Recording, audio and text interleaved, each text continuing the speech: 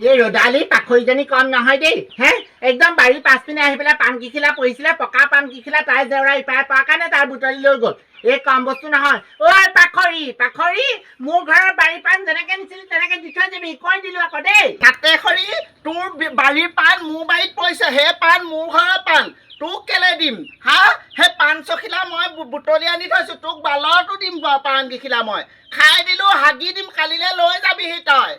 ঐ পাখৰি কাৰ কথা ক'বলৈ আহিছ তোৰ পইৰে এনেই মূৰটো ফলা নাছিলে নহয় এনেই মূৰ ফলা নাছিলে পাহোঁতে হৈ 3 দিন 4 দিন গৈ পেলাই হস্পিটেলত পৰি আছিলি নে মোৰ মতাই মোৰ ফালিলে তোক ফালিব লাগিছিলে নি তোক ফালিব লাগিছিলে বনৰী বনৰী তই তোৰ নিচিনা নহয় তোক এনেহে দুচিতা কৰা নাছিলে নহয়